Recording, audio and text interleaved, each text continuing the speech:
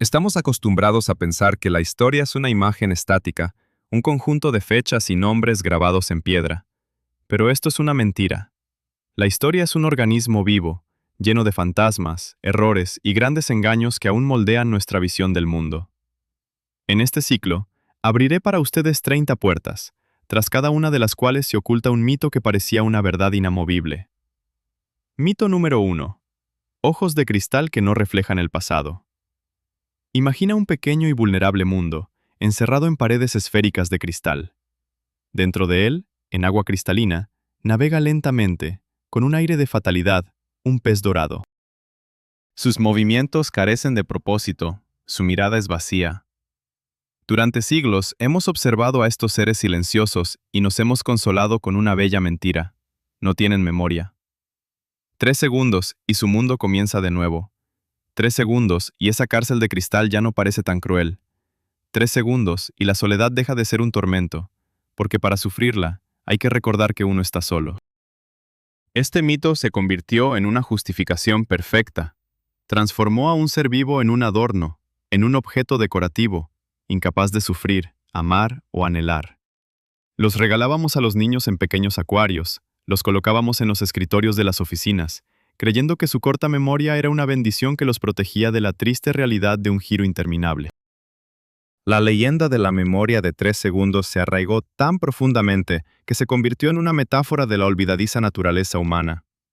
Memoria de pez dorado, decíamos, y nadie dudaba de la veracidad de esta imagen. Era demasiado conveniente para ser una mentira. Pero mira más allá, tras el cristal, en esos pequeños ojos que parecen desprovistos de pensamiento. La verdad que han descubierto los investigadores es mucho más compleja y trágica que este mito. En el silencio de los laboratorios, lejos de nuestros consoladores engaños, los científicos realizaron decenas de experimentos. No solo observaban, se comunicaban con los peces en un lenguaje que ellos podían entender. En uno de los experimentos, un sonido de cierta tonalidad precedía cada alimentación. Pasó una semana, otra, y así, al primer tono de ese sonido, los peces se apresuraban a la superficie, al lugar donde aparecería la comida. Recordaban, esperaban. ¿3 segundos? No. Su memoria mantenía esa asociación durante meses. En otro estudio aún más asombroso, se enseñó a los peces a atravesar laberintos sencillos para llegar a la comida. Recordaban el camino. Además, cuando después de 6 meses se les devolvió al mismo laberinto, lo atravesaron mucho más rápido que la primera vez, como si recordara una antigua lección. Reconocen a sus dueños, diferenciando sus rostros de los de extraños. Son capaces de recordar secuencias complejas de acciones. La memoria del pez dorado no es un destello de 3 segundos, es un archivo capaz de almacenar información durante semanas, meses e incluso años. Y cuando esta verdad nos golpea, el mundo de cristal del pequeño acuario deja de ser una simple decoración inofensiva. Se convierte en una cámara de torturas para un ser que recuerda cada día monótono, cada noche solitaria. Creamos un mito para no sentir culpa. La verdad es que en esos ojos de cristal no se refleja la vacuidad, sino un largo e interminable pasado. Y esta realización nos obliga a mirar de nuevo el mundo de los seres vivos, a quienes tan despreocupadamente hemos privado del derecho a sentir y recordar. Desde los silenciosos habitantes de las profundidades, nos trasladamos a los bosques salvajes, donde otra leyenda, nacida en la noche, ha inspirado la imaginación humana durante siglos. Mito número 2. El coro plateado para la silenciosa reina de la noche.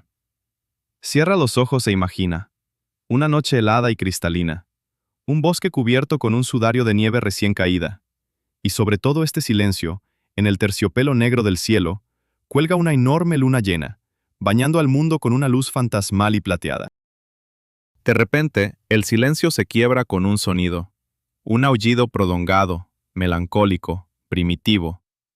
Proviene del corazón del bosque, asciende hacia las estrellas y parece que es el alma misma de la naturaleza salvaje conversando con el astro nocturno. El lobo aúlla a la luna. Esta imagen se ha arraigado en nuestra cultura de tal manera que se ha convertido en parte de ella. La vemos en películas, leemos sobre ella en libros, contamos a los niños cuentos sobre hombres lobo, cuyo hechizo se despierta bajo la luz lunar. El mito dice que los lobos sienten una atracción mística por la luna, la veneran como a una deidad, o quizás lloran su destino solitario, y la luna es su único oyente silencioso. Este cuadro está lleno de romanticismo y tragedia. Transforma al depredador en poeta, y su aullido en una canción llena de anhelos indescriptibles. Creímos en esto porque queríamos creer. Queríamos que en este mundo cruel de la naturaleza hubiera un lugar para algo sublime, para una conexión inexplicable entre la bestia y el cosmos. Pero la realidad, como suele suceder, carece de poesía, pero está llena de una dura y práctica lógica. Científicos que han pasado años en la naturaleza, observando a manadas de lobos, nos han bajado de las nubes a la tierra. Los lobos sí aúllan a menudo y fuerte, pero la luna no tiene nada que ver aquí. Aúllan en noches sin luna, en noches nubladas, al amanecer y al atardecer. Su aullido no es una oración ni una queja, es una compleja herramienta de comunicación social. Imagina un vasto territorio controlado por una manada. Un aullido que resuena a kilómetros de distancia es una declaración. Esta tierra es nuestra. Los extraños no tienen lugar aquí. Es una forma de reunir a los miembros dispersos de la manada después de la caza, una especie de llamada en la oscuridad. Es una señal de alarma o un llamado a la caza conjunta. Cada aullido es único, y los lobos reconocen a sus congéneres por su voz. Pero, ¿por qué levantan el hocico hacia el cielo, como si se dirigieran a la luna? La respuesta es ridículamente simple, y se encuentra en la acústica. Esta posición de la cabeza permite que el sonido se propague más lejos y con más fuerza, sin encontrar obstáculos en su camino. Es como si una persona, deseando ser escuchada al otro lado del valle, juntara las manos en un cuerno alrededor de su boca. La luna, en esta escena, es solo una fuente de luz espectacular. Los lobos son principalmente depredadores nocturnos, y la luna llena proporciona suficiente iluminación para que estén activos, y nosotros, los humanos, podamos verlos. Una coincidencia que nuestra imaginación ha convertido en un ritual místico. Así, el gran misterio resultó ser solo un megáfono natural, y la canción para la luna, una conversación ordinaria sobre un asunto. Aún así, incluso sabiendo la verdad, es difícil no quedar paralizado al escuchar ese sonido en la noche y no elevar la mirada al cielo. De ese llamado primitivo, al que atribuimos un significado falso, nos dirigiremos a las ardientes arenas, donde otra criatura viva se convirtió en el héroe de un mito sobre una elección noble, pero aterradora. Mito número 3. El último baile en el anillo de fuego desierto. El sol despiadado en su cenit. Un grupo de viajeros, aburrido en un alto, encuentra un escorpión. Por pura diversión cruel, lo rodean con un anillo de ramitas secas y le prenden fuego. La pared de fuego se cierra. El escorpión corre de un lado a otro, buscando una salida, pero no la hay. Y entonces, según la leyenda, ocurre algo asombroso. Al darse cuenta de su fatalidad, la criatura, guiada por un orgullo desconocido, levanta su cola con el aguijón venenoso y se lo clava en su propio lomo. El último acto de desobediencia, la elección de la muerte en lugar de ser abrazado vivo. Este mito transformó al escorpión de depredador peligroso a héroe trágico, a estoico, poseedor de voluntad y derecho a la última elección. La historia de su suicidio ha viajado de boca en boca, de los libros de zoología del siglo XIX a los modernos foros de Internet.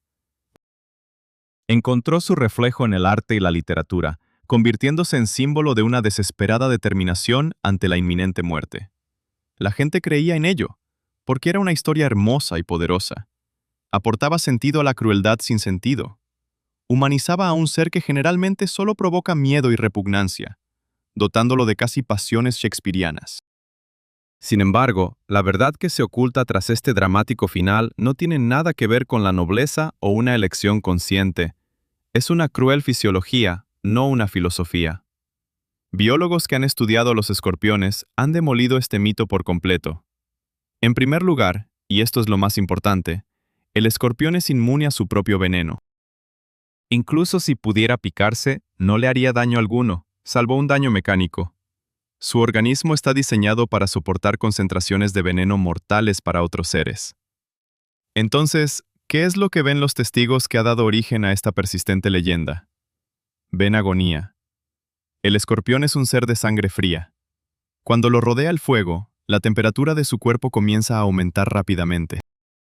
Esto provoca que su sistema nervioso se colapse. Comienzan espasmos musculares incontrolables, convulsiones.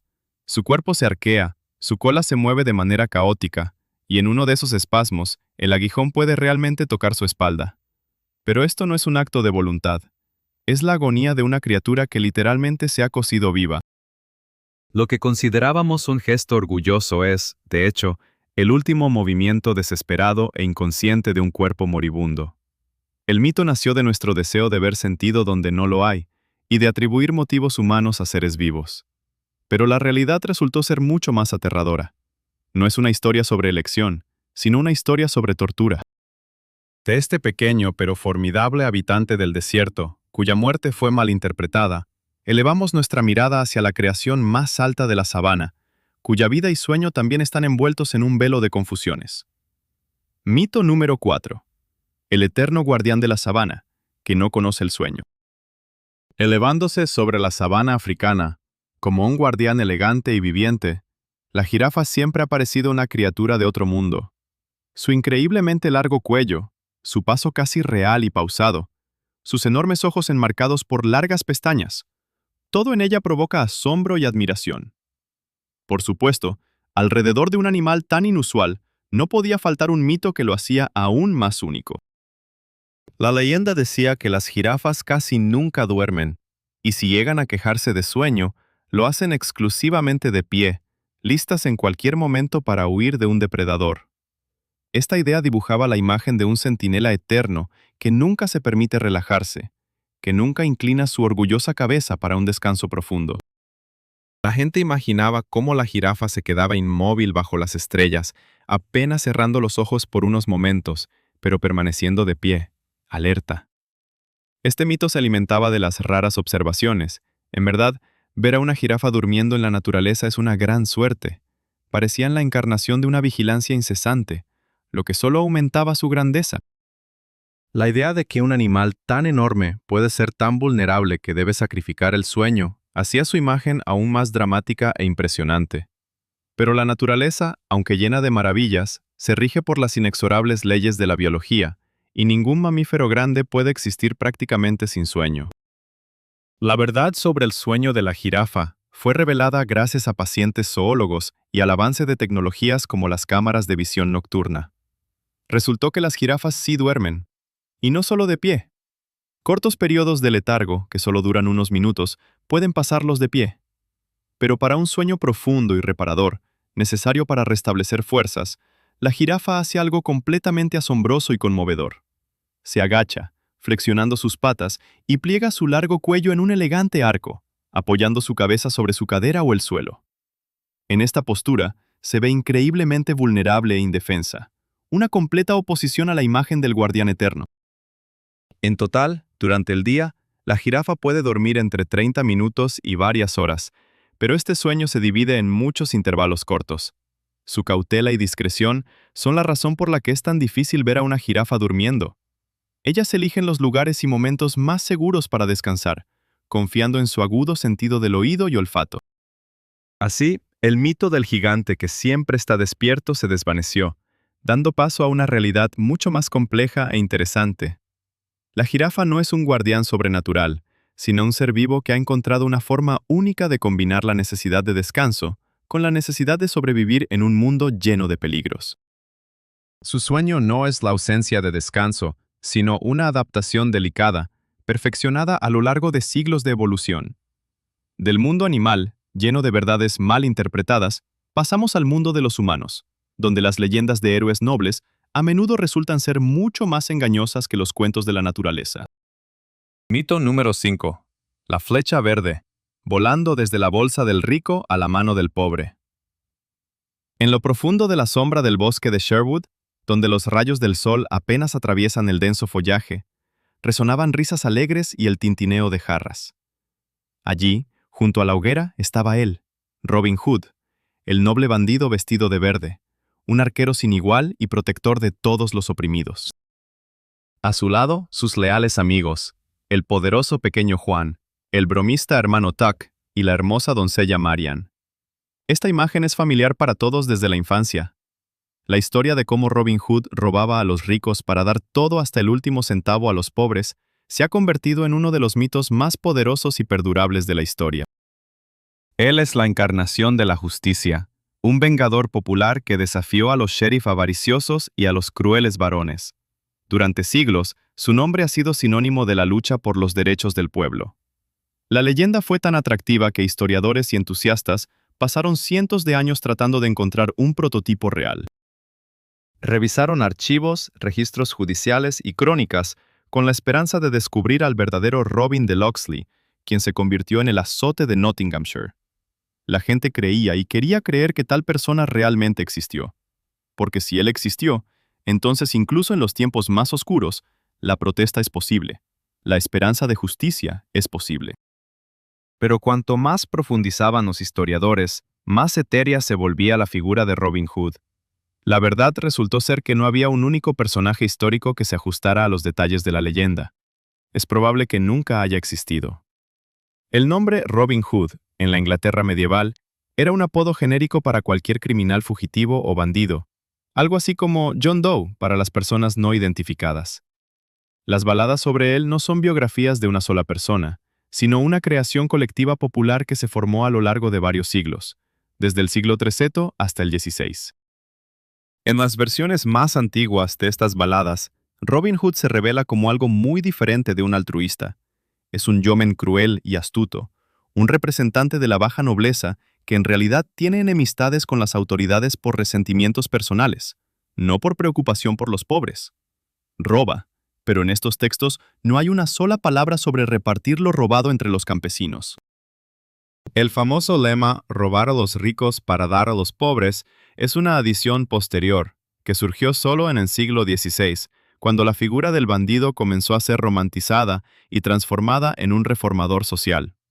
Esto se hizo para dar a su revuelta un propósito más noble, convertirlo en un héroe cercano y comprensible para el pueblo. Así, Robin Hood, a quien conocemos y amamos, no es una figura histórica, sino un constructo literario y folclórico, una imagen idealizada que ha absorbido los sueños y anhelos de muchas generaciones. Es más real que cualquier rey, pero su realidad está tejida no de hechos, sino del eterno anhelo humano de justicia. Del bandido forestal, cuya biografía resultó ser una invención, nos dirigimos al rey, cuya autoría de grandes textos también ha sido cuestionada. Mito número 6. El sello de la sabiduría en 3 grandes libros. En los dorados salones de Jerusalén, en un trono de marfil, se encontraba un rey cuya sabiduría se convirtió en leyenda, conocida en todo el mundo. El rey Salomón. Hijo de David, constructor del primer templo, gobernante al que reyes y reinas llegaban de lejos solo para escuchar sus palabras. Su nombre se volvió sinónimo de perspicacia, justicia y el más profundo conocimiento del alma humana. La tradición bíblica le atribuye la autoría de 3 grandes libros del Antiguo Testamento: el libro de los Proverbios, el Eclesiastés y el Cantar de los Cantares. Durante milenios, este hecho no fue cuestionado. Los creyentes, al leer estas líneas, estaban convencidos de que tocaban directamente la sabiduría del más grande de los reyes. Aquí está él, joven y lleno de esperanzas, escribiendo el apasionado y sensual Cantar de los Cantares. Aquí está él, en la cúspide de su gloria y poder, compilando una colección de sabios aforismos, proverbios. Y aquí está él, al atardecer de su vida, fatigado por el poder y habiendo conocido la futilidad de lo terrenal, escribiendo un tratado filosófico y melancólico, Eclesiastés. Este tríptico era una biografía literaria perfecta, desde el amor juvenil hasta la sabiduría madura y la desilusión senil. Era lógica, hermosa y aleccionadora, por lo que fue creída de manera incondicional. Sin embargo, cuando los modernos biblistas y lingüistas examinaron el asunto, esta estructura coherente comenzó a tambalearse. Un análisis minucioso de los textos en sus lenguas originales, hebreo antiguo y arameo, reveló demasiadas incongruencias. El lenguaje, el estilo, el vocabulario e incluso las concepciones teológicas de estos 3 libros son tan diferentes entre sí que se vuelve prácticamente imposible atribuirlos a un solo autor que escribiera en la misma época. El libro de los Proverbios, por ejemplo, no es una obra única, sino más bien una antología, una colección de aforismos que pudieron haber sido creados y recopilados a lo largo de varios siglos por diferentes sabios. Algunas de sus partes realmente pueden datar de los tiempos de Salomón, pero otras fueron escritas mucho más tarde. Eclesiastés, con sus reflexiones filosóficas sobre la vanidad de las vanidades y las influencias griegas en el lenguaje y el pensamiento, según la mayoría de los académicos, fue escrito mucho después, en el período helenístico, varios siglos tras la muerte de Salomón. Y Cantar de los Cantares, este himno al amor terrenal, por su estilo y contenido, parece más una colección de antiguas canciones nupciales, que con el tiempo fue incluida en el canon y interpretada alegóricamente. Así, Salomón probablemente fue no un autor, sino un patrón de la sabiduría. Su nombre, como símbolo del mayor ingenio, fue asignado a estos libros para conferirles autoridad y peso, similar a como más tarde se nombraron grandes descubrimientos científicos en honor a Newton o Einstein. La sabiduría contenida en estos libros no disminuyó por ello, pero resultó no ser la voz de un solo genio, sino un coro de muchas generaciones de pensadores que buscaron la verdad. Del sabio rey, cuyo legado literario se ha convertido en un tesoro colectivo, pasamos a una figura enigmática de la historia rusa, cuya vida y muerte se han rodeado de mitos aún más extraordinarios. Mito número 7. El anciano inmortal que se reía del veneno. En la nevada y inquietante San Petersburgo de los días previos a la Revolución, en la penumbra de los salones aristocráticos y las estancias imperiales, se movía una sombra. La figura de un hombre alto y desaliñado, con ojos penetrantes y hipnóticos. Grigori Rasputín. El santo demonio, el amigo del zar, sanador y profeta. Su influencia sobre la familia imperial era ilimitada, y los rumores sobre sus habilidades místicas y su invulnerabilidad se transmitían de boca en boca, enriquecidos con nuevos y escalofriantes detalles. El clímax de esta leyenda fue la noche de su asesinato en diciembre de 1916. La historia contada por sus asesinos, el príncipe Félix Yusupov y sus cómplices, suena como una escena de una novela gótica de terror. Le dieron de comer al anciano pasteles y vino, embadurnados con una dosis letal de cianuro de potasio, suficiente para matar a varias personas. Pero Rasputín comió el banquete y siguió charlando alegremente, como si el veneno no fuera más peligroso que el agua. Atónitos, los conspiradores le dispararon con una pistola. Caído, cuando se acercaron a su cuerpo, él de repente se levantó, se lanzó sobre Yusupov y salió corriendo al patio. Lo alcanzaron y le dispararon varias veces más. Pero incluso después de eso, continuó con vida. Solo al atarlo y lanzarlo a un agujero helado en el Neva, los asesinos lograron finalmente acabar con él. Esta historia creó el mito de Rasputín como un superhombre, una figura demoníaca que no sucumbía ni al veneno ni a las balas. Sin embargo, al apartarnos de los emocionantes recuerdos de los asesinos y centrarnos en los hechos secos y la criminalística, el cuadro se vuelve completamente diferente. En primer lugar, toda la historia del envenenamiento se conoce exclusivamente por la versión de los propios conspiradores, principalmente la de Yusupov. No hay confirmaciones independientes de esto. Además, en la autopsia del cuerpo de Rasputín, realizada posteriormente, no se encontraron en su estómago ni restos de pasteles ni veneno. Esto pone en gran duda toda la primera parte del dramático relato. Tal vez el veneno no funcionó por alguna razón, o tal vez ni siquiera existió, y este detalle fue añadido por Yusupov para intensificar la atmósfera mística, justificando la extrema brutalidad del asesinato y presentando a su víctima no como un ser humano, sino como una criatura del Averno. En cuanto a los disparos, los datos de la autopsia muestran que se realizaron 3 disparos. Uno de ellos, en la cabeza, fue absolutamente mortal y debería haber llevado a una muerte instantánea. Esto significa que la larga persecución por el patio y la desesperada lucha tras varios disparos son, probablemente, exageraciones artísticas creadas para dar más dramatismo a la historia. La verdad es que Rasputín fue un hombre asesinado de un disparo en la cabeza. El mito de su invulnerabilidad fue deliberadamente creado y difundido por sus asesinos, para convertir un asesinato político en un acto de exorcismo místico, en una victoria sobre un mal que no podía ser derrotado por medios ordinarios. Así, una realidad, aunque cruel, se transformó en la leyenda de una batalla contra un monstruo inmortal. Desde la figura enigmática, cuya armada estaba compuesta por rumores y supersticiones, pasaremos a un gran líder militar, cuya verdadera ejército era mucho más pequeño de lo que se suele creer. Mito número 8. El flujo de hierro que inundó la mitad del mundo. Imagina las vastas extensiones de Asia. Por caminos polvorientos, desde Grecia hasta India, avanza una fuerza indomable.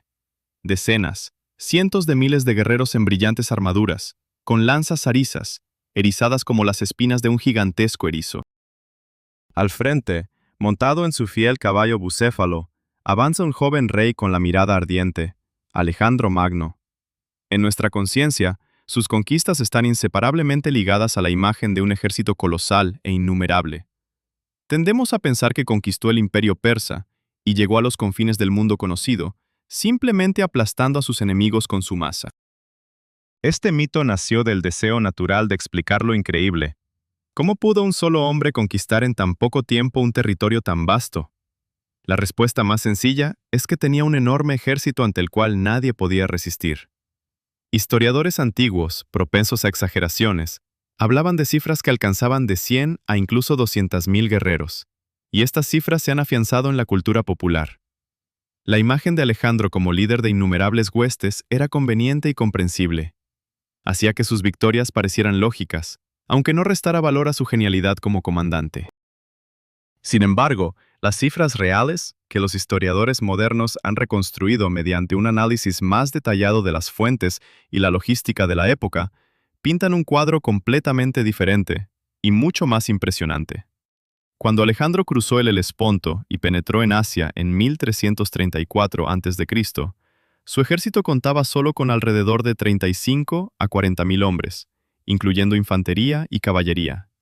Su oponente, el rey persa Darío III, podía presentar fuerzas en el campo de batalla que superaban varias veces a la Macedonia en número.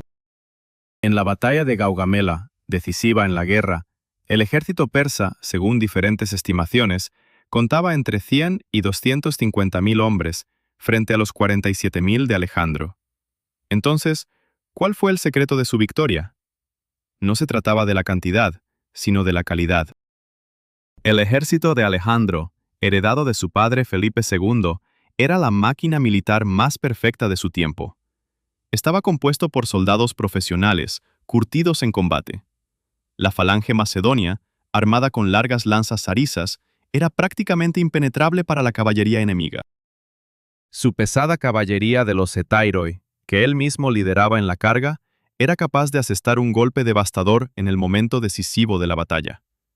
A esto se sumaba el incomparable genio táctico de Alejandro, su habilidad para leer el campo de batalla, tomar decisiones audaces e inesperadas, y su valentía personal que inspiraba a sus soldados. Él vencía no por número, sino por habilidad, disciplina e innovación. Y esto hace que sus logros sean aún más asombrosos. No solo lideraba un flujo enorme, sino que manejaba una hoja afilada y perfectamente afilada que una y otra vez atravesaba la pesada e inexperta carne de la máquina militar persa. Desde los campos de antiguas batallas, descendemos a las profundidades de la tierra, a ciudades cuyo origen resulta ser mucho más antiguo de lo que dice la leyenda popular. Mito número 9. El laberinto cristiano bajo la tierra turca. Profundo bajo las llanuras áridas de Capadocia, en el centro de Turquía, se oculta una maravilla de la ingeniería antigua. Una extensa red de ciudades subterráneas que se adentran decenas de metros hacia abajo, con laberintos de túneles, habitaciones, iglesias, chimeneas de ventilación e incluso establos. El más conocido de ellos, Derinkuyu, pudo albergar hasta 20.000 personas, junto con ganado y provisiones. Durante siglos, se mantuvo el mito de que estas increíbles estructuras fueron construidas por los primeros cristianos en los primeros siglos de nuestra era. La leyenda decía que era su refugio. Escapando de las crueles persecuciones del Imperio Romano, se retiraron bajo tierra, esculpieron estas ciudades en la blanda toba volcánica y allí vivieron, confesando su fe en secreto. Esta imagen era increíblemente poderosa y romántica. Una comunidad perseguida que encontró salvación en las entrañas de la tierra, orando en templos subterráneos mientras el mundo hostil rugía en la superficie. Los turistas, al deambular por estos pasillos resonantes, imaginaban precisamente esta escena. Los guías hablaban sobre la valentía de los primeros cristianos, Y esta versión de la historia se convirtió en casi oficial. Era comprensible, dramática, y se ajustaba a la narrativa general de la historia del cristianismo. Pero las investigaciones arqueológicas de las últimas décadas han revelado una historia muy diferente, mucho más antigua y compleja. Cuando los científicos empezaron a estudiar con más detalle la estructura de estas ciudades, su arquitectura y los artefactos encontrados, se dieron cuenta de que los cristianos no fueron los primeros constructores. Más bien, fueron los últimos y más conocidos inquilinos, que ampliaron y adaptaron significativamente sistemas ya existentes. Los primeros niveles de estos complejos subterráneos habían sido creados mucho antes. Lo más probable es que su construcción comenzara con los hititas, un pueblo poderoso que habitó esta región en el segundo milenio antes de nuestra era, mucho antes de que surgieran tanto el cristianismo como el Imperio Romano. Posteriormente, estos refugios fueron utilizados por los frigios y otros pueblos que habitaban Anatolia. Sirvieron tanto como escondites, no tanto de persecuciones religiosas, sino de las incursiones de tribus y ejércitos enemigos, así como gigantescos almacenes subterráneos para guardar las cosechas en condiciones climáticas severas. Los cristianos, que llegaron aquí muchos siglos después, descubrieron estos antiguos laberintos y reconocieron su valor. Los profundizaron, excavaron nuevos túneles, tallaron iglesias y capillas en las rocas, transformando antiguos refugios en verdaderos monasterios y ciudades subterráneas. Así, el mito del origen puramente cristiano de estas ciudades dio paso a la asombrosa verdad sobre la continuidad cultural. Estas ciudades no son creación de una sola época, sino un pastel arqueológico multicapa que diferentes pueblos han construido y ampliado durante casi 3000 años, cada uno añadiendo una nueva página a su historia subterránea. Desde la ciudad subterránea, cuya historia es más antigua, nos trasladaremos a la capital del brumoso Albión, donde la famosa torre lleva un nombre muy diferente al que le asignamos. Mito número 10, el Gran Ben, que en realidad no es una torre. A orillas del Támesis, en el corazón de Londres, se alza uno de los símbolos más reconocibles del mundo, la majestuosa torre del Palacio de Westminster. Sus pináculos góticos, que se elevan hacia el gris cielo londinense, y su famoso reloj son familiares para todos los que alguna vez han visto una postal o una película sobre la capital británica. Y casi cualquier persona en el mundo, al señalar esta torre, dirá con certeza, ese es el Big Ben. Este nombre se ha fusionado tanto con la imagen de la torre que se ha convertido en su sinónimo. Decimos ver el Big Ben, sacar una foto frente al Big Ben, refiriéndonos a toda la estructura arquitectónica. Este mito es tan común que incluso muchos londinenses utilizan este nombre en su habla cotidiana. Es simple, conveniente y fácil de recordar. El nombre Big Ben suena sólido y inglés, encajando perfectamente con la imagen de este monumental edificio. La creencia de que la torre se llama Big Ben se ha convertido en un mito global que nadie ha considerado cuestionar.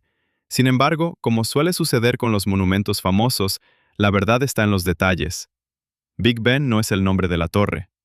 Es el apodo de la campana más grande y pesada de las 5 que se encuentran dentro de esta torre. La misma campana, cuyo profundo y resonante tañido marca cada hora para los habitantes de Londres y se difunde por todo el mundo gracias a la radiodifusión de la BBC. Su peso es de casi 14 toneladas. Hay dos versiones sobre el origen de su apodo. Según una, fue nombrada en honor a Sir Benjamin Hall, el comisionado de construcción que era un hombre de considerable tamaño. Según otra, más popular, el nombre fue dado en honor al famoso boxeador de peso pesado Ben Conte. La torre, en su larga historia desde su construcción en 1859, fue oficialmente conocida simplemente como la Torre del Reloj del Palacio de Westminster. Solo en 2012, en honor al 60º aniversario del reinado de la reina, se le dio oficialmente el nombre de Torre de Isabel. Así, millones de turistas, al hacer selfies, en realidad están fotografiando la Torre de Isabel, dentro de la cual se encuentra la campana Big Ben. Este mito es un hermoso ejemplo de cómo un apodo brillante y sonoro de un solo elemento puede eclipsar y reemplazar por completo el nombre oficial de un todo. No tiene malicia, es simplemente una divertida confusión histórica que, sin embargo, no disminuye la grandeza ni de la torre ni de su famoso sonido. De un error en el nombre de esta atracción londinense, nos trasladaremos a una remota isla en el Océano Pacífico, donde la causa de una gran catástrofe ecológica resultó ser bastante diferente a lo que pensábamos. Mito número 11. Los gigantes de piedra que se comieron su bosque.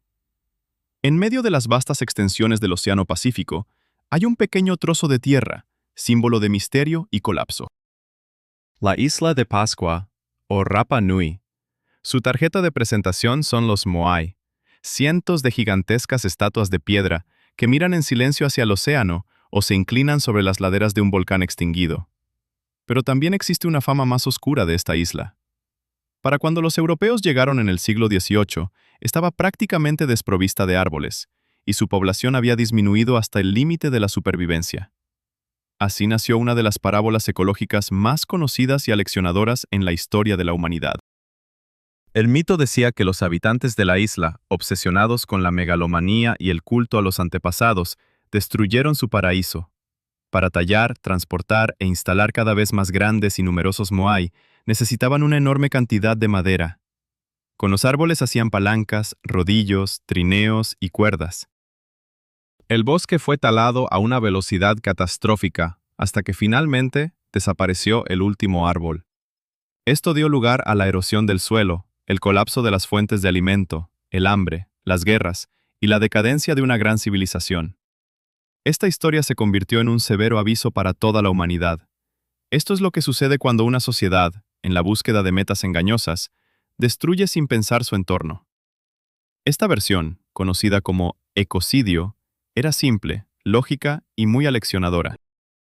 Sin embargo, investigaciones más recientes y detalladas de arqueólogos, paleobotánicos y climatólogos han dibujado un retrato mucho más complejo y multifacético de la destrucción de los bosques de Rapa Nui. Sí, los polinesios realmente talaban árboles, pero eso no fue la única y posiblemente ni siquiera la principal causa de la catástrofe.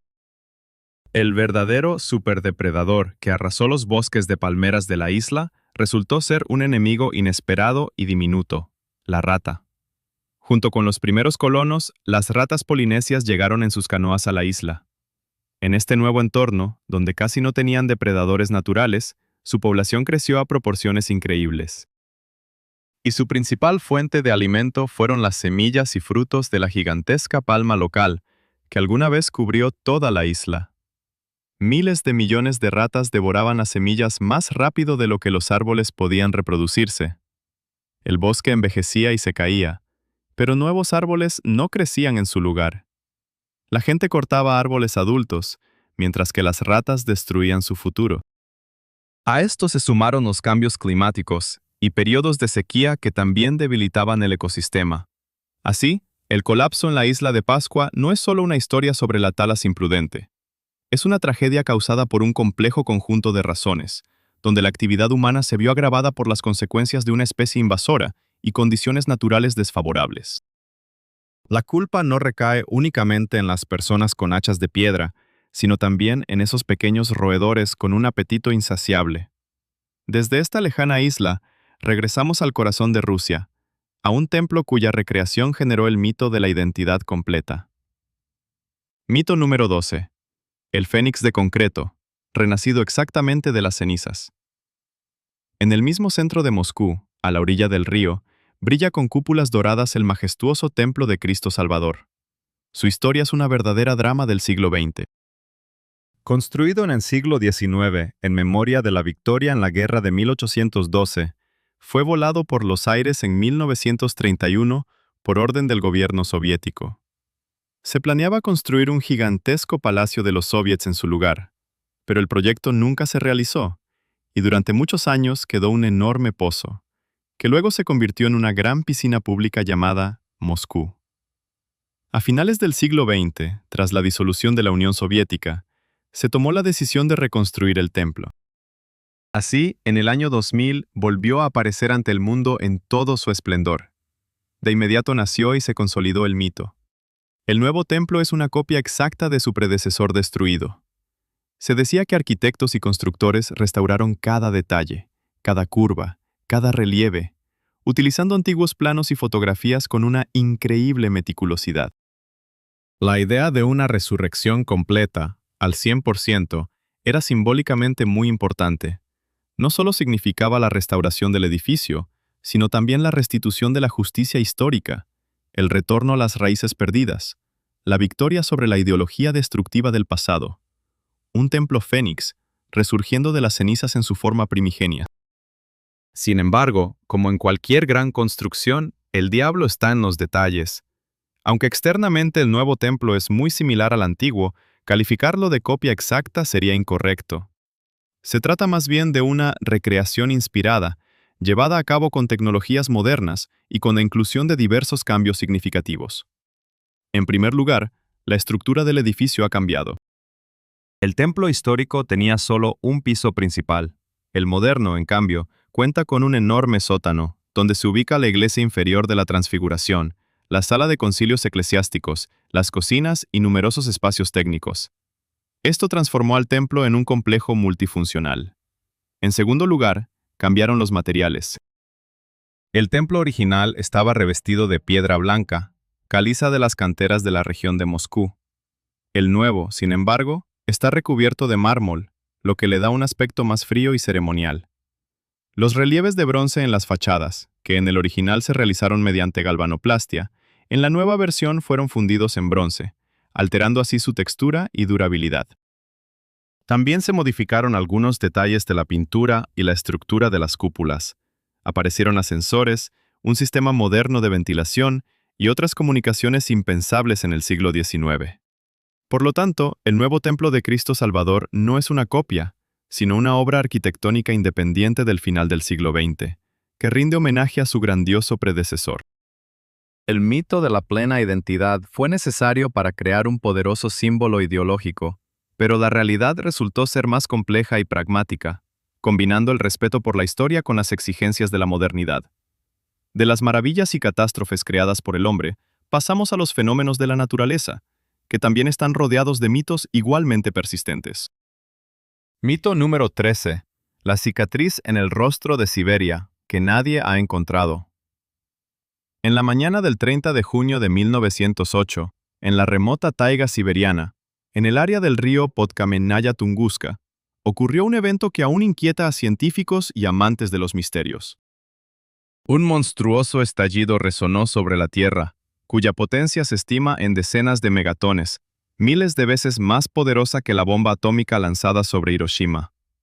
La onda explosiva dio 2 vueltas al globo terráqueo, y en una vasta área de 2.000 kilómetros cuadrados, el bosque fue derribado como si fueran cerillas. Inmediatamente surgió y se consolidó la versión mito principal.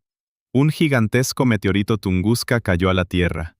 En la imaginación de las personas se dibujaba la imagen de la colisión. Un enorme cuerpo celeste, incandescente por la fricción con la atmósfera, se estrellaba en la taiga, dejando tras de sí un gigantesco cráter humeante, una cicatriz en el rostro del planeta. Durante décadas, expediciones se enviaron a esta remota región con la esperanza de encontrar ese cráter y los restos del meteorito. Esta idea era simple y comprensible, encajaba en la visión habitual del mundo. Si hubo una explosión por una caída, también debería haber un cráter. La búsqueda continuó, rodeada de rumores y leyendas sobre piedras fundidas y artefactos extraños encontrados. Pero con el paso de los años, el principal indicio, el cráter, nunca fue hallado. Los científicos examinaban el terreno, perforaban pozos y estudiaban fotos aéreas, pero en vano. En el epicentro de la explosión, donde, según la lógica, debería haber una gigantesca hondonada, los árboles estaban en pie, aunque despojados de ramas y corteza, formando lo que se llama el bosque telégrafo. Esta discrepancia llevó a los científicos a replantear toda la imagen del evento. La teoría científica moderna, la más reconocida, sostiene que no hubo una caída en el sentido habitual. El cuerpo tungúsico, sea un cometa o un asteroide, no alcanzó la superficie de la Tierra. Explotó en el aire, a una altura de entre 5 y 10 kilómetros. Toda su colosal energía cinética se liberó instantáneamente en la atmósfera, generando una poderosa onda de choque que derribó el bosque y provocó un destello de luz. La misma materia del cuerpo cósmico, al evaporarse en la explosión, se dispersó en la atmósfera en forma de diminuto polvo. Por eso no quedó en la Tierra ni un cráter ni grandes fragmentos. El mito del gigantesco meteorito, que dejó una cicatriz, dio paso a una verdad aún más aterradora y sorprendente sobre la explosión aérea de un objeto cósmico. Este evento mostró que el espacio puede golpear sin siquiera tocar la superficie del planeta. El misterio de Tunguska no radica en dónde está el cráter, sino en que no existe. De la explosión en el cielo pasamos a otro fenómeno natural, cuya imagen en nuestra mente también ha sido distorsionada por el cine. Mito número 14. La pared de agua, nacida en Hollywood.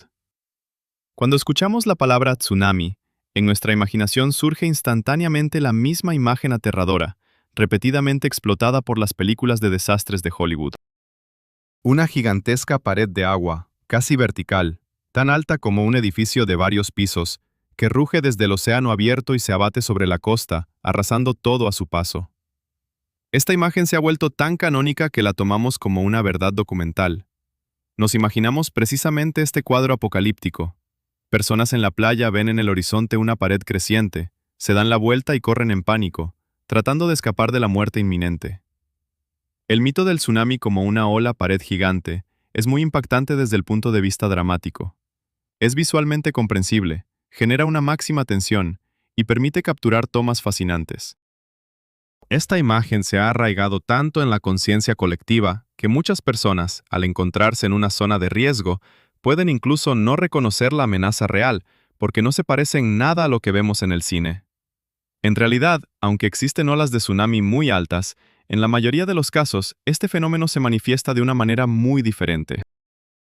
A menudo, el tsunami llega a la costa no como una pared vertical, sino como una rápida y poderosa subida de agua.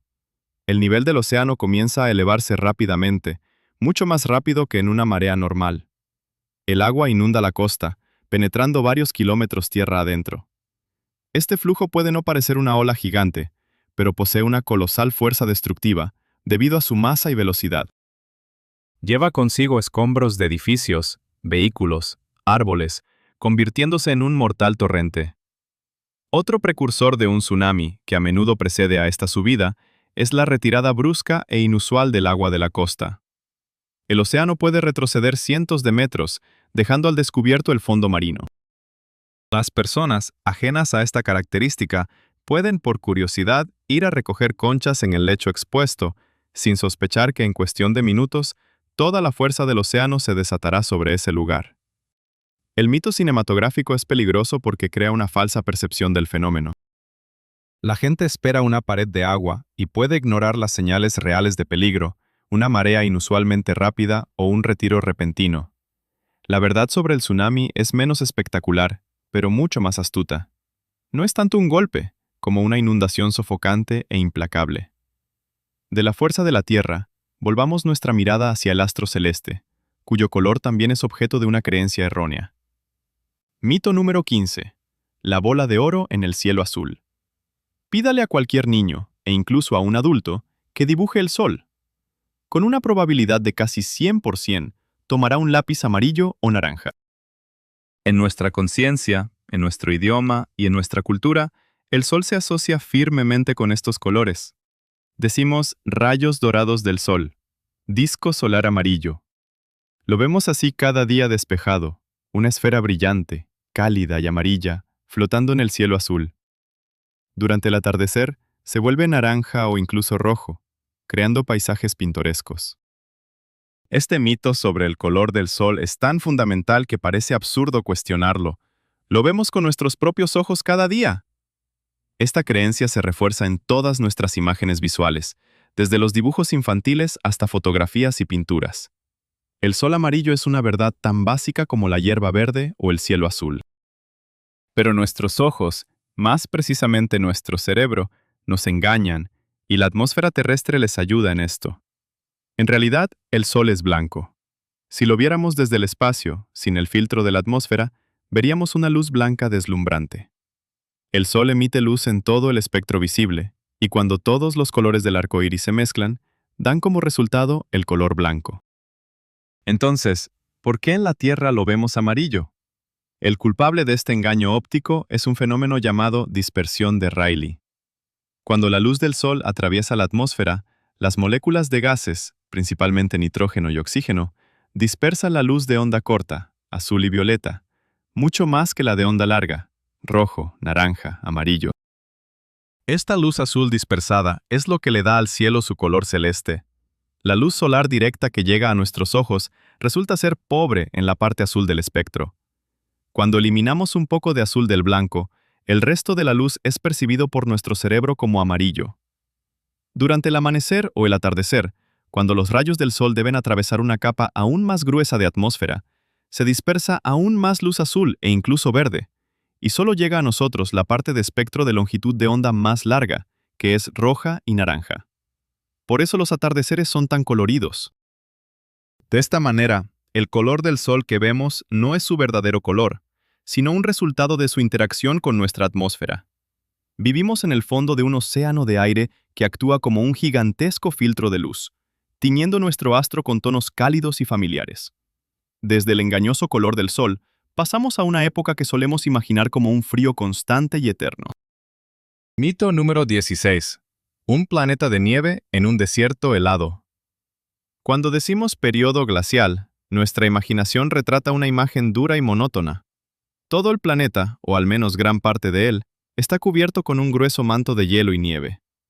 Por vastos desiertos helados deambulan mamuts y rinocerontes lanudos, mientras que nuestros antepasados, envueltos en pieles, se apiñan alrededor del fuego en lo profundo de las cuevas. Esta imagen de invierno global eterno, que dura miles de años, se ha arraigado firmemente en la cultura popular gracias a caricaturas, películas y libros. El mito del frío constante y continuo hace que esta era sea fácil de entender y muy dramática. Resalta la dureza de las condiciones bajo las cuales la humanidad sobrevivió, haciendo que los logros de nuestros antepasados parezcan aún más heroicos. Nos imaginamos un mundo sin el cambio de estaciones en el sentido que lo conocemos, donde solo había una fría y eterna invierno. Pero la paleoclimatología, la ciencia que estudia el clima del pasado, pinta una imagen mucho más compleja y dinámica. En primer lugar, el periodo glacial no es un frío continuo. Es una época en la que se alternaban periodos de frío extremo, llamados glaciares, y periodos relativamente cálidos, llamados interglaciares. Por cierto, actualmente estamos viviendo en uno de esos periodos interglaciares cálidos. Durante los picos de los glaciares, enormes capas de hielo cubrieron realmente una parte significativa de América del Norte y Eurasia, pero incluso entonces no cubrían todo el planeta. Las zonas tropicales y ecuatoriales permanecieron libres de hielo. El clima allí, por supuesto, era más fresco y seco que ahora. Las sabanas podían alternar con desiertos, y los bosques tropicales podían reducirse, pero no eran tierras heladas. La vida continuó allí, y fue en estas regiones donde la humanidad logró sobrevivir en los tiempos más duros. En segundo lugar, incluso dentro de un mismo periodo glacial, el clima no fue estable. Hubo calentamientos y enfriamientos bruscos que podían ocurrir en la vida de unas pocas generaciones. El mito del frío continuo simplifica la realidad. En realidad, nuestros antepasados vivieron en un mundo con un clima muy inestable e impredecible, lo que requería una flexibilidad y capacidad de adaptación increíbles. No solo sobrevivieron a un largo invierno, sino que constantemente se adaptaban a las condiciones cambiantes. Así, la era glacial no es una imagen congelada en el hielo, sino una época pulsante y dinámica de oscilaciones climáticas, donde los periodos de frío intenso eran interrumpidos por descongelaciones temporales, y la vida encontraba refugio en los rincones cálidos del planeta. De las confusiones climáticas del pasado, pasaremos a los mitos del ámbito de la medicina que todavía influyen en nuestro comportamiento diario. Mito número 17. La ventana abierta como panacea para todas las enfermedades. El enfermo necesita aire fresco. Esta frase, pronunciada con la confianza de un médico experimentado, la hemos escuchado innumerables veces. Se ha convertido casi en un axioma, una verdad inquebrantable de la medicina popular y oficial.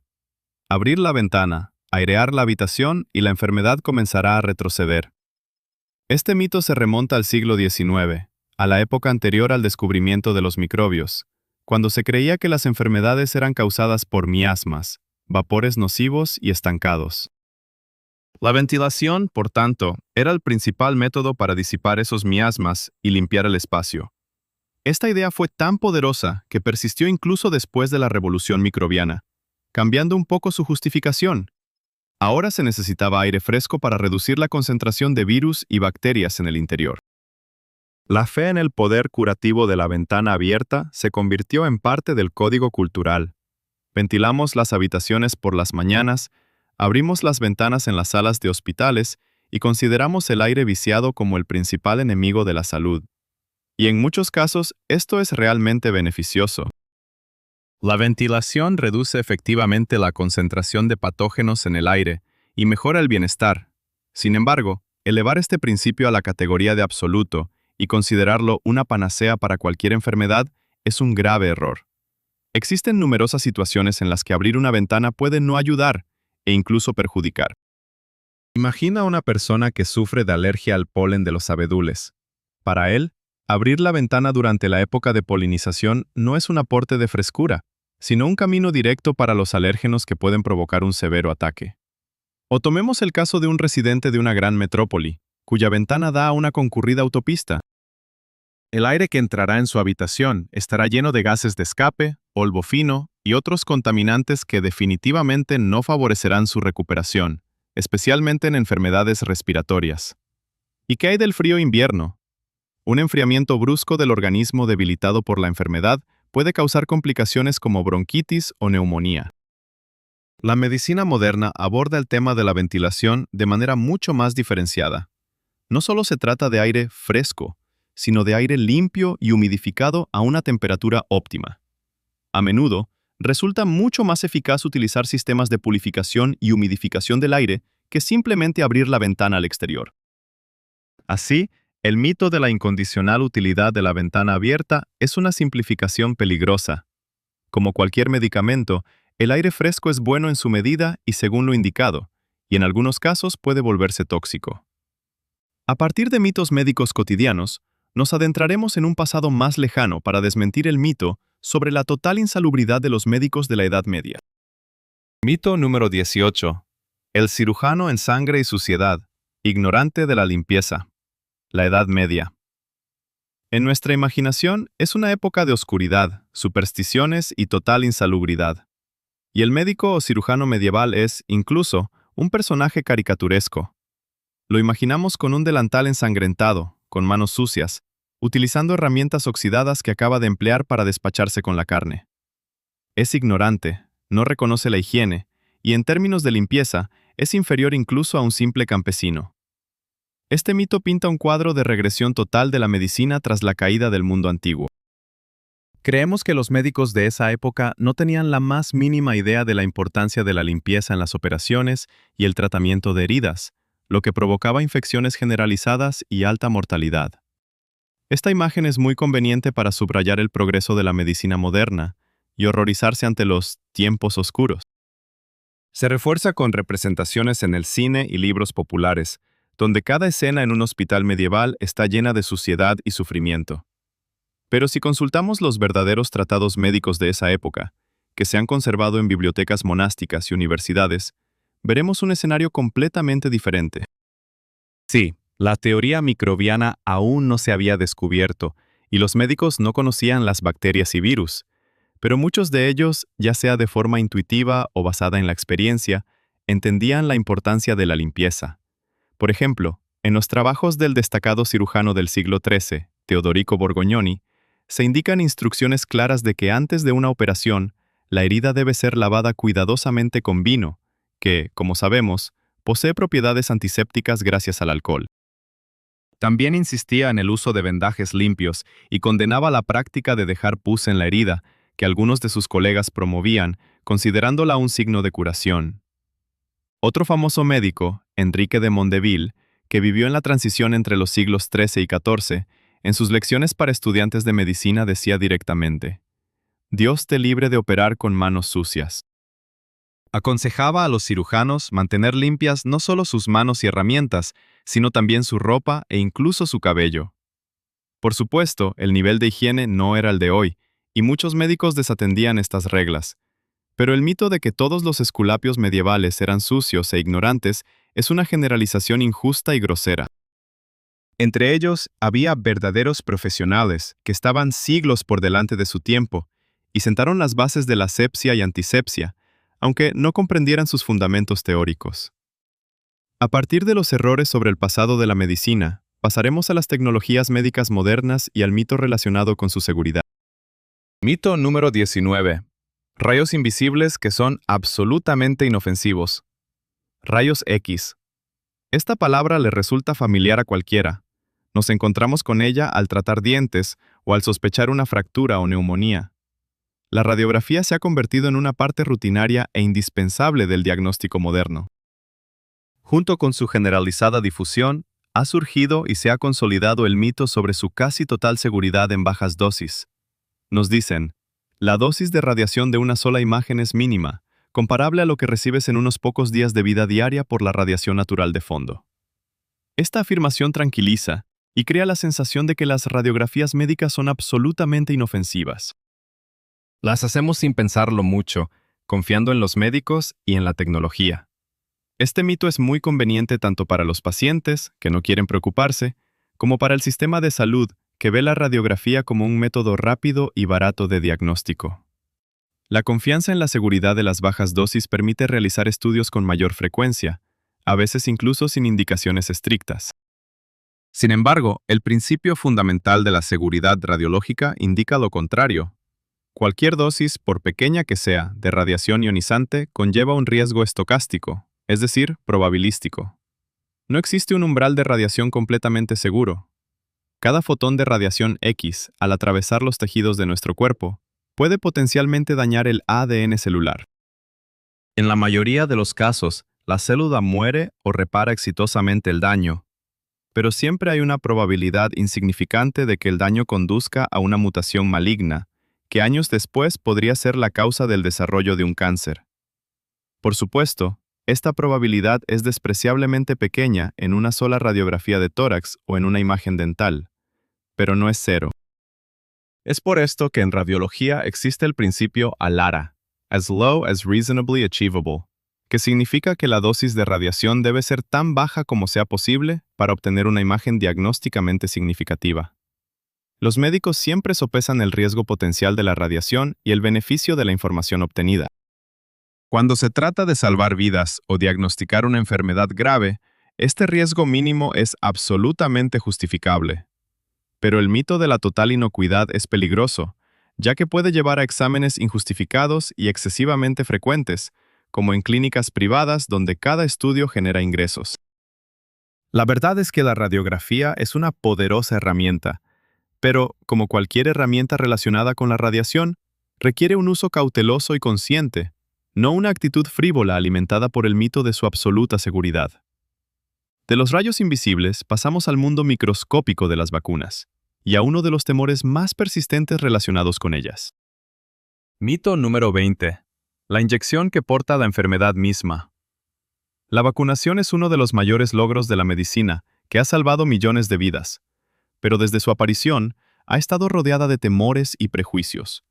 Y uno de los mitos más arraigados y fundamentales sostiene: puedes contraer la misma enfermedad que la vacuna debe prevenir. Este miedo parece intuitivamente lógico. Se introducen en el organismo patógenos debilitados o inanimados. ¿Qué pasaría si no fueran tan debilitados? ¿Qué pasaría si despertaran y causaran una enfermedad a gran escala? Este mito se alimenta de casos aislados, en los que una persona presenta fiebre o otros síntomas leves, similares a los de una enfermedad después de una vacunación. La gente concluye: me infecté por la inyección. Este miedo se transmite de generación en generación, acumulando nuevas historias aterradoras y convirtiéndose en uno de los principales argumentos de los opositores a la vacunación. Pero para entender por qué este mito es un error, es necesario conocer cómo funcionan las vacunas modernas. Existen varios tipos.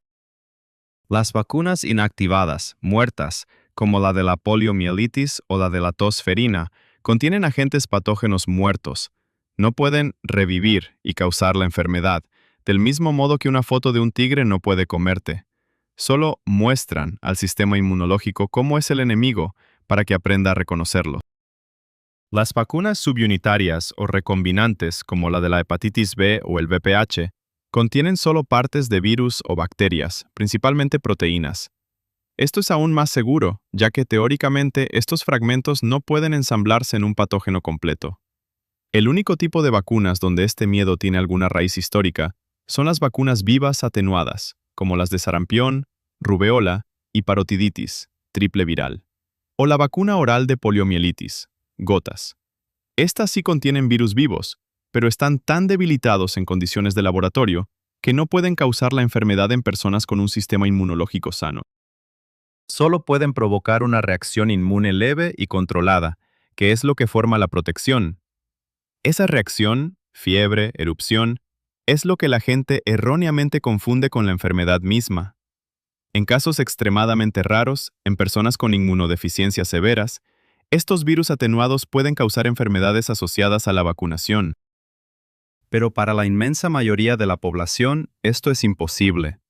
Así, el mito de que se puede enfermar a causa de las vacunas modernas es resultado de un malentendido sobre su funcionamiento.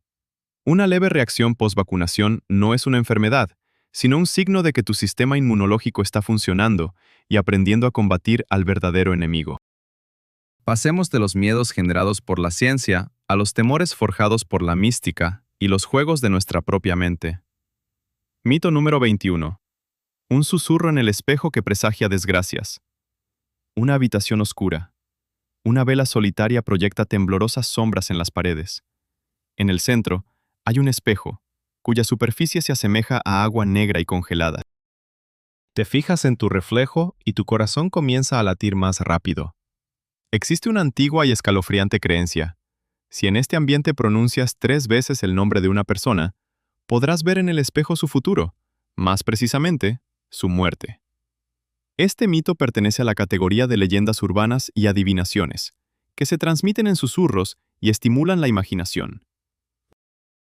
Apela a nuestro miedo primitivo hacia los espejos como portales a otro mundo y a la creencia de que se puede vislumbrar el velo del futuro. Personas que han practicado esto han contado historias escalofriantes, como el reflejo, por un instante, se distorsionaba y se convertía en una calavera, o cómo aparecía una figura oscura detrás de ellos. Esta leyenda es tan persistente porque juega con las cuerdas más delicadas de nuestra psique, la expectación ansiosa, el miedo a la oscuridad y el deseo de conocer lo desconocido. Pero detrás de este ritual místico hay un fenómeno científico completamente explicable, conocido como el efecto Troxler o el desvanecimiento periférico. Nuestro cerebro está diseñado de tal manera que tiende a ignorar estímulos estáticos, inalterables. Si miras fijamente un punto durante mucho tiempo sin parpadear, las imágenes periféricas comenzarán a desaparecer, desdibujarse o distorsionarse. Lo mismo ocurre cuando te miras durante mucho tiempo en un espejo débilmente iluminado. Tus ojos y cerebro comienzan a fatigarse por la imagen estática. Las neuronas responsables de percibir ciertos rasgos faciales reducen su actividad. Como resultado, el cerebro comienza a completar la imagen, llenando los vacíos con información de nuestro subconsciente, de nuestros miedos y expectativas. Los rasgos faciales pueden empezar a desdibujarse, distorsionarse, los ojos pueden parecer vacíos abismos y la boca una sonrisa feroz. A esto se suma un factor psicológico. La atmósfera misma, la oscuridad, la vela, la expectativa tensa de algo aterrador, nos sumerge en un estado de ansiedad aumentada. Queremos ver algo sobrenatural, y nuestro cerebro servicial nos lo presenta, interpretando ilusiones ópticas como signos místicos. La repetición del nombre 3 veces solo intensifica este efecto de autosugestión, enfocando nuestra conciencia en una persona específica y su destino. Así, el espejo no muestra el futuro, muestra un caprichoso juego de nuestra propia percepción. El horror que experimentamos no nace en el más allá, sino en las profundidades de nuestra propia mente. De un espejo oscuro pasamos a una tradición más luminosa de Navidad, cuyo origen también resultó ser un mito. Mito número 22. El beso pagano bajo la rama sagrada. Navidad. En el aire flota el aroma de pino y canela. En los hogares decorados con guirnaldas se reúnen las familias. Y entre todas las tradiciones navideñas hay una, especialmente romántica, el beso bajo la rama de muérdago. La pareja que se encuentra bajo un manojo de esta planta perenne con bayas blancas debe besarse. Esta costumbre parece ser muy antigua, con raíces que se hunden en los siglos. Se ha difundido ampliamente el mito de que esto es un eco de antiguos rituales paganos, celtas o escandinavos de fertilidad. El muérdago, que crece en los árboles y permanece verde incluso en invierno, era considerado por los druidas una planta sagrada, símbolo de vida y inmortalidad. El beso bajo el muérdago, según esta leyenda, debía otorgar a la pareja fertilidad, felicidad y amor eterno. Esta versión es muy hermosa y le da a esta dulce tradición un profundo y sagrado significado. Conecta la celebración moderna con el misterioso y sabio mundo de los antiguos paganos. Sin embargo, los historiadores, tras estudiar las fuentes, han concluido que esta hermosa historia no es más que una invención romántica. Aunque el muérdago tenía un importante significado simbólico en algunas culturas antiguas, por ejemplo, en la mitología nórdica estaba asociado a la diosa del amor Frigg, y Plinio el Viejo describía rituales de los druidas con el muérdago, no existen pruebas directas de que existiera la costumbre de besarse bajo él. La tradición de los besos bajo el muérdago, tal como la conocemos, es en realidad mucho más joven.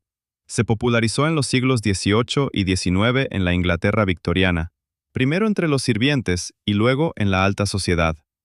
Originalmente, las reglas eran más estrictas. Un hombre tenía el derecho de besar a cualquier mujer que estuviese bajo el muérdago, y tras cada beso, debía quitarse una valla de la rama. Cuando se acababan las vallas, la magia del muérdago se esfumaba. Era más bien un juego de salón divertido, un coqueteo permitido dentro de los estrictos límites de la moral victoriana, y no un antiguo rito. La conexión con el paganismo fue inventada más tarde, en la época del romanticismo, cuando surgió de moda por todo lo antiguo, celta y místico. La gente quería creer que sus costumbres tenían raíces históricas profundas. Así, una tradición simple y relativamente reciente fue artificialmente antiquificada y dotada de un significado que originalmente no tenía. Pasemos de esta alegre tradición navideña a un número que suscita temor supersticioso en muchos, y veamos de dónde proviene realmente. Mito número 23. El 13º invitado en la cena del miedo. El número 13. Para muchas personas, no es solo un número, sino un símbolo de mala suerte, un presagio de calamidad. El miedo a este número, la triskaidekafobia, es tan común que en muchos edificios no hay 13º piso, en los aviones no hay fila 13, y el viernes que cae en 13 se considera un día especialmente peligroso. ¿De dónde proviene este miedo irracional? La explicación más popular y ampliamente aceptada lo vincula con la Última Cena. En la Última Cena de Jesucristo había 13 personas, él mismo y 12 apóstoles. El 13º fue Judas Iscariote, el traidor. Esta historia bíblica, según el mito, es la causa original de la reputación siniestra del número 13. Se asoció con la traición y la muerte inminente. Esta versión parece lógica y convincente, está respaldada por la autoridad del texto sagrado y explica por qué el miedo es tan intenso en la cultura cristiana. Sin embargo, cuando los historiadores y folcloristas comenzaron a investigar este asunto más de cerca, descubrieron que no era tan simple. De hecho, en la Edad Media, cuando la religiosidad estaba en su punto más alto, el número 13 no se consideraba tan desafortunado. Por ejemplo, en muchas órdenes de caballería o gremios urbanos había 13 miembros, y eso no incomodaba a nadie. El miedo persistente y masivo hacia el número 13 es un fenómeno relativamente reciente. Comenzó a formarse y a difundirse solo en la época moderna, aproximadamente desde los siglos XVII y XVIII, alcanzando su cúspide ya en los siglos XIX y XX. Conexión con la Última Cena, por supuesto, ha jugado su papel, pero más que eso, ha sido uno de los ladrillos en la construcción de esta superstición, y no su único fundamento. Existen otras teorías. Por ejemplo, que el miedo está relacionado con el hecho de que 13 sigue inmediatamente a 12, el número perfecto, 12 meses, 12 signos del zodiaco, 12 apóstoles, rompiendo así esta armonía. O que proviene de los antiguos calendarios lunares, donde en algunos años había 13 meses, lo que generaba confusión. Pero lo más importante es que la triskaidekafobia, en su forma moderna, no es un antiguo terror, sino más bien un constructo social de la época moderna, que ha absorbido varias asociaciones culturales, incluida la bíblica, y ha sido intensificado a través de la literatura, la prensa y el cine. De un número que trae desgracia, pasamos a una acción que, según la creencia, debe ahuyentarla. Mito número 24. Golpe de madera contra las fuerzas oscuras. Tócamelo, tócamelo, para que no me dé mala suerte, tocaré madera. Esta frase y el ritual que la acompaña, tocar 3 veces cualquier objeto de madera, son conocidos y realizados por un gran número de personas, incluso por aquellas que no se consideran supersticiosas. Este acto se ha convertido casi en un reflejo automático. Dijo algo bueno sobre su futuro, presumió de buena fortuna, y de inmediato la mano se dirige sola a la mesa, la puerta o al árbol más cercano. ¿De dónde proviene esta extraña costumbre? La versión más popular y hermosa sostiene que se remonta a la profunda antigüedad pagana, a tiempos en los que nuestros antepasados creían que en los árboles habitaban espíritus, tanto buenos como malos. Golpear madera, según esta leyenda, tenía un significado doble. Si hablabas de algo bueno, tocabas para distraer a los espíritus malignos, para que no oyeran sobre tu suerte y no hicieran daño. O, al contrario, tocabas para despertar al buen espíritu que vive en el árbol y pedirle protección y amparo. Esta teoría nos conecta con nuestros lejanos ancestros, con su percepción mística del mundo, y le da un profundo sentido sagrado a un simple gesto cotidiano. Sin embargo, como muchas otras antiguas tradiciones, esta versión puede ser una romanticización más tardía. Aunque la creencia en los espíritus de los árboles, dríadas, leñadores, existió en muchas culturas, hay pocas pruebas directas de que practicaran un ritual específico de golpear. Existe también otra teoría, menos mística pero más plausible. La relaciona con un juego infantil del siglo XIX, popular en Gran Bretaña, llamado Tiggy Touchwood. En este juego, similar al nuestro de las traes, quien lograba tocar un objeto de madera recibía inmunidad temporal. No podía ser tocado. La madera, en este caso, era un símbolo de refugio seguro. Con el tiempo, esta mecánica de juego pudo integrarse en la vida cotidiana de los adultos como un gesto simbólico para protegerse de la mala suerte. También hay una versión cristiana que vincula golpear madera con tocar el árbol de la cruz en la que fue crucificado Cristo, como un medio para invocar protección divina. Es difícil determinar cuál de las versiones es correcta, pero está claro que el mito sobre un origen puramente pagano es solo una de las varias posibilidades. Es probable que la costumbre moderna sea una fusión de diversas creencias y prácticas, ecos de antiguos cultos, juegos infantiles y símbolos religiosos que con el tiempo se han combinado en un rito simple y comprensible. Desde los mitos de un remoto pasado, nos moveremos a los artefactos y eventos de la era moderna, que también han adquirido sus propias leyendas. Mito número 25. El primer clic del obturador que capturó el mundo. En la historia de la tecnología, hay momentos que transforman el mundo para siempre. La invención de la fotografía es uno de ellos. Por primera vez en la historia, la humanidad obtuvo la capacidad de fijar la realidad no con el pincel de un artista, sino con el ojo imparcial de un objetivo. En la historia popular de esta invención, ha arraigado el mito de la primera fotografía del mundo. Usualmente se refiere a la imagen titulada Vista de la ventana en Legras, capturada por el francés Joseph Nicéphore Niepce en 1826 o 27. En esta borrosa y apenas reconocible heliograbado, se pueden ver los techos de los edificios y los árboles. Esta imagen se presenta como la primera experiencia exitosa en fotografía, el punto de partida que marcó el comienzo de una nueva era. Se conserva en un museo, se reproduce en libros de texto y se ha convertido en un ícono que simboliza el nacimiento del arte fotográfico. Creemos que antes de este momento no existía nada y que esta imagen fue el primer destello de luz en la oscura habitación de la historia. Sin embargo, llamar a vista de la ventana la primer fotografía es una simplificación significativa de un proceso complejo y prolongado de invención. El propio Niepce experimentó con la heliografía, su método de fijación de imágenes, durante muchos años antes de crear esta famosa imagen. Hay registros que indican que realizó otras impresiones más tempranas, pero estas no han llegado a nuestros días o no fueron tan exitosas. Por ejemplo, existe un grabado del siglo XVII con la imagen de un cardenal que Niepce copió con su método en 1825. Técnicamente, también es una impresión fotográfica, aunque no tomada de la naturaleza. Además, paralelamente a Niepce y después de él, otros inventores, como Louis Daguerre en Francia y William Henry Fox Talbot en Inglaterra, también trabajaron en el desarrollo de procesos fotográficos.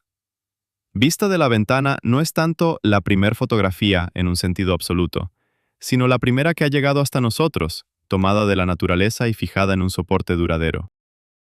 Es una imagen importante y fundamental, pero no surgió de la nada. Fue la culminación de largas búsquedas y experimentos. El mito de la primer fotografía es conveniente porque nos ofrece un punto de partida claro, pero la verdadera historia de la invención no es un solo avance, sino más bien un flujo de múltiples ideas, experiencias y descubrimientos que finalmente se fusionaron en la tecnología que conocemos hoy. Desde la tranquila finca francesa donde nació la primera imagen, nos trasladaremos a un estruendoso campo de batalla, donde la victoria no se obtuvo de la manera que comúnmente se cree. Mito número 26. El león británico que derrotó solo al águila. 18 de junio de 1815. En una pequeña aldea belga llamada Waterloo, se enfrentaron en una última y decisiva batalla dos grandes ejércitos de Europa. Por un lado, el emperador Napoleón Bonaparte, que regresó de la isla de Elba y ansiaba venganza. Por el otro, el ejército de los aliados bajo el mando del mariscal de campo británico, el duque de Wellington. En la historiografía británica, e incluso en la cultura anglófona, la batalla de Waterloo se presenta como un triunfo del armamento y del espíritu británico. En el centro de la narración siempre se encuentra la figura de Wellington y su inflexible línea delgada roja, la infantería británica, que resistió todos los feroces ataques de la caballería y la guardia francesa. El mito sostiene que fueron los británicos, demostrando asombrosas muestras de resistencia y valentía, quienes, por sí solos, rompieron el poder de Napoleón y pusieron fin a su era. Esta versión es muy halagadora para la identidad nacional y crea una imagen heroica de una nación que salvó a Europa. En innumerables libros y películas, el enfoque principal se centra en la confrontación entre Wellington y Napoleón, mientras que otros participantes de la batalla permanecen en un segundo plano. Sin embargo, esta imagen es incompleta y distorsiona el verdadero desarrollo de la contienda. La victoria en Waterloo fue un triunfo de la coalición, y una tercera fuerza, el ejército prusiano bajo el mando del mariscal de campo Gebhard von Blücher, desempeñó un papel decisivo y fundamental en ella. Durante la mayor parte del día, el ejército de Wellington realmente mantuvo heroicamente el embate de los franceses, pero hacia la tarde, sus fuerzas estaban casi agotadas, y las reservas prácticamente se habían consumido. Napoleón ya se preparaba para lanzar un último y aplastante ataque con sus vieja guardia. Y fue en este momento crítico, en la segunda mitad del día, cuando comenzaron a llegar al campo de batalla las unidades vanguardistas del ejército prusiano. Los prusianos, que 2 días antes habían sido derrotados por Napoleón en la batalla de Ligny, lograron reorganizarse y realizar una dura marcha para ayudar a su aliado. Su golpe por el flanco y la retaguardia del ejército francés fue una completa sorpresa para Napoleón y lo obligó a desviar valiosas reservas para hacer frente a la nueva amenaza. El ataque de la vieja guardia a las posiciones británicas fracasó, y el avance general de los prusianos provocó pánico y fuga en las filas francesas. El mismo Wellington más tarde reconocería: sin los prusianos no lo habríamos logrado. Por lo tanto, la batalla de Waterloo no es un triunfo solitario de los británicos, sino un brillante ejemplo de la exitosa colaboración de dos ejércitos aliados. El mito de la victoria en solitario fue creado posteriormente, en beneficio del orgullo nacional, pero la verdad es que el águila fue derribada por los esfuerzos conjuntos tanto del león británico como del águila negra prusiana. Desde el campo de batalla, donde los hombres decidían los destinos de los imperios, nos trasladamos a los salones de la época victoriana, donde las mujeres libraban su propia y no menos feroz batalla contra la moda. Mito número 27. Abrazos de hierro para cada dama del imperio. Inglaterra victoriana. La era de la revolución industrial, de un estricto código moral y de los corsés. En nuestra mente, la imagen de la mujer victoriana está inextricablemente ligada a esta prenda de vestir. Nos imaginamos a todas las mujeres, sin excepción, desde aristócratas hasta sirvientas, luchando desde la mañana para ajustarse en corsés rígidos de ballena, buscando una cintura inusualmente delgada, como la de una avispa. Las sirvientas tiran de los cordones, las damas se desmayan por falta de aire, se desplazan sus órganos internos y se deforma la estructura de sus costillas. Este mito pinta un cuadro de la total sumisión de las mujeres a una moda cruel, convirtiendo el corsé en símbolo de opresión y sacrificio. Esta idea se ve reforzada por ilustraciones médicas de la época que muestran las aterradoras consecuencias de usar corsés, y por escenas dramáticas en películas históricas. Creemos que toda la mujerada de la sociedad victoriana vivía en esos abrazo de hierro. Sin embargo, los historiadores sociales y especialistas en moda, al estudiar archivos, cartas y prendas de vestir conservadas, han llegado a la conclusión de que esta imagen es una fuerte exageración. En primer lugar, no todas llevaban corsés. Era una prenda bastante costosa, especialmente los modelos de calidad. Las campesinas, trabajadoras de fábricas, sirvientas y otras mujeres de clases bajas o no, los usaban en absoluto, ya que interferían con el trabajo físico, o llevaban sujetadores más sencillos y suaves que solo sostenían la figura, sin apretarla. En segundo lugar, incluso entre quienes sí llevaban corsé, la extrema reducción de cintura a 40-50 centímetros era cosa de un pequeño grupo de las más desesperadas seguidoras de la moda entre la alta sociedad. Para la mayoría, el corsé cumplía la misma función que el sujetador o la ropa interior moldeadora de hoy. Sostenía el busto y la espalda, creaba una silueta de moda, pero no se apretaba hasta el punto de causar desmayos. En tercer lugar, los desmayos a menudo asociados con los corsés eran provocados por una serie de factores: habitaciones sofocantes y sin ventilación, pesadas prendas de múltiples capas, anemia, común en esa época, y la nerviosidad general asignada a las mujeres como un signo de refinamiento. El corsé solo agravaba la situación, pero no era la única causa.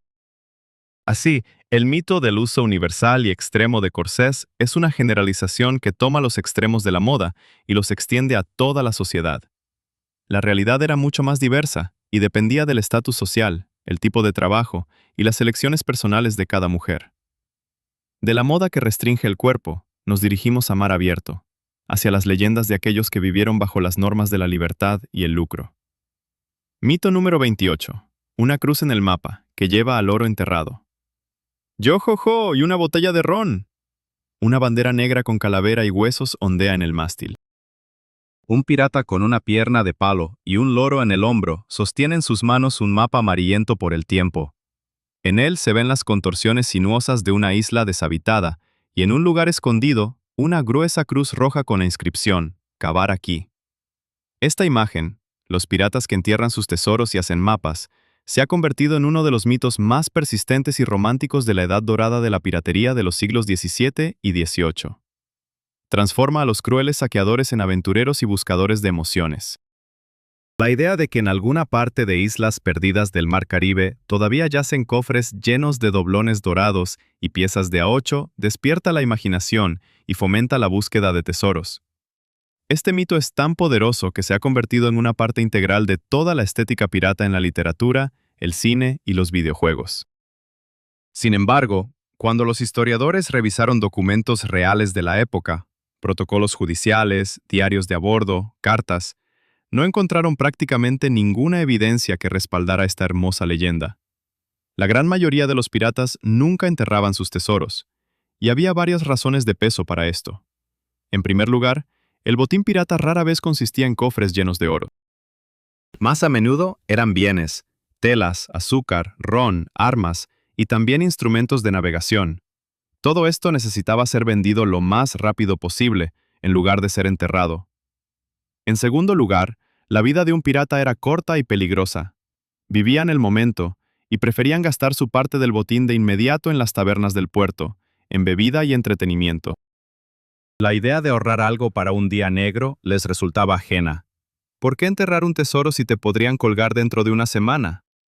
En tercer lugar, la confianza entre los piratas era inexistente. Enterrar un tesoro significaba arriesgarse a que alguien de la tripulación lo viera, regresara y lo desenterrara. Toda esta historia romántica de mapas y cofres enterrados es casi en su totalidad una invención literaria, popularizada por una obra maestra, La Isla del Tesoro, de Robert Louis Stevenson, publicada en 1883. Fue Stevenson quien creó al famoso John Silver y el mapa del Capitán Flint con la marca de cruz. Por supuesto, hubo excepciones. Se conoce el caso del Capitán Kidd, quien realmente enterró parte de su botín antes de ser arrestado, pero esto fue más bien la excepción que confirma la regla. Así que la imagen del pirata buscador de tesoros es un producto de la literatura, no de la historia. Pasemos de los románticos ladrones a los mitos sociales del siglo XX, que ocultan una realidad muy diferente tras una fachada atractiva. Mito número 29. La feliz reina de la cocina en un suburbio resplandeciente. Los años 50 del siglo XX en Estados Unidos. Esta época se dibuja en la conciencia colectiva como la edad dorada del sueño americano. La guerra ha quedado atrás, la economía está en auge, y el país se llena de acogedores suburbios con casas idénticas y jardines verdes. En el centro de este mundo idílico está ella, la ama de casa perfecta.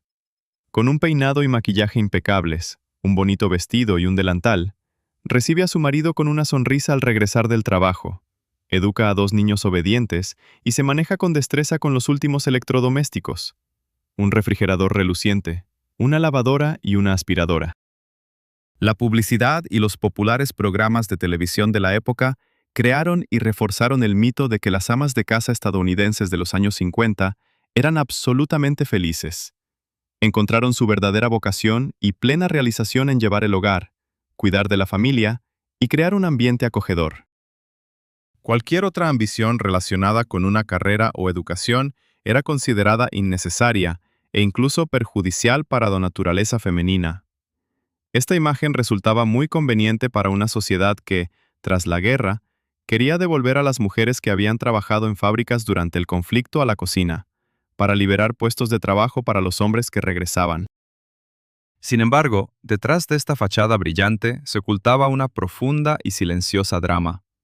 Muchas mujeres que habían recibido educación y disfrutado de la independencia durante la guerra se sentían infelices y no realizadas en esta jaula dorada suburbana. La socióloga Betty Friedan, en su famoso libro La mística de la feminidad, la describió como el problema sin nombre. Era una sensación de vacío, aislamiento y depresión que padecían millones de mujeres, pero de la que no se hablaba abiertamente. Sus vidas, reducidas a las tareas domésticas rutinarias, les parecían sin sentido. Un indicador indirecto pero muy elocuente de este malestar oculto fue el notable aumento del consumo de tranquilizantes y antidepresivos, como Miltown, apodados en aquel entonces los pequeños ayudantes de mamá. Los médicos los recetaban masivamente a las mujeres que se quejaban de ansiedad y melancolía.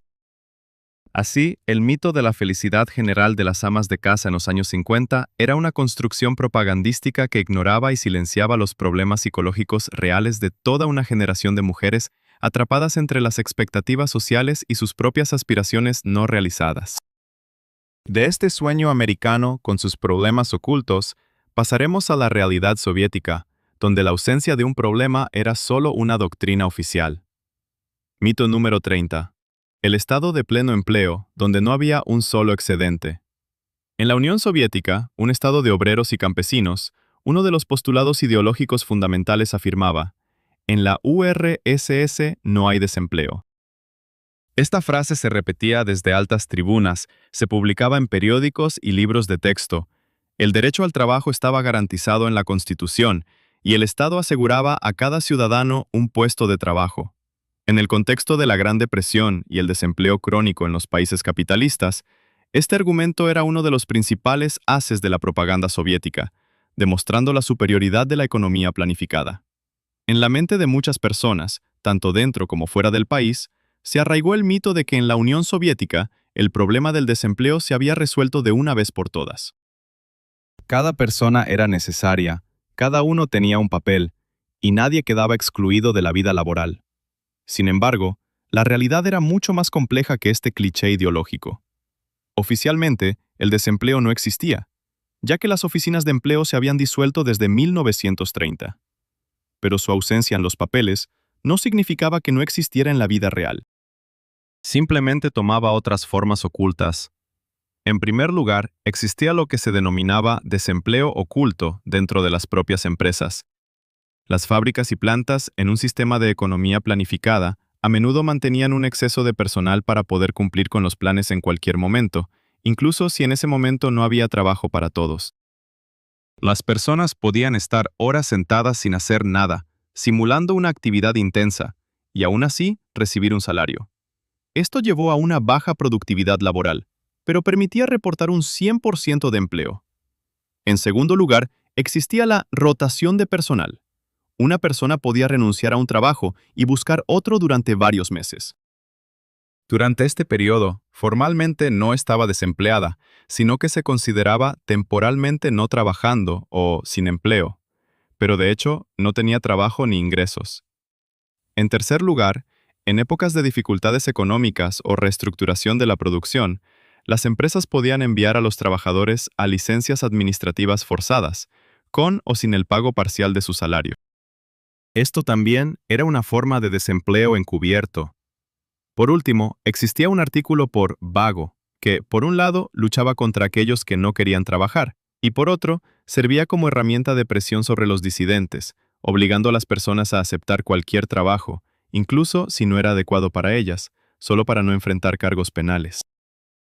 Así, el mito de la completa ausencia de desempleo en la Unión Soviética fue un poderoso instrumento ideológico, pero enmascaraba los problemas reales de ineficiencia económica, desempleo oculto y la falta de libertad de elección en el mercado laboral. La verdad es que casi todos tenían trabajo, pero si ese trabajo era siempre real y necesario, esa es otra pregunta, cuya respuesta quedó tras las escenas de un gran experimento social.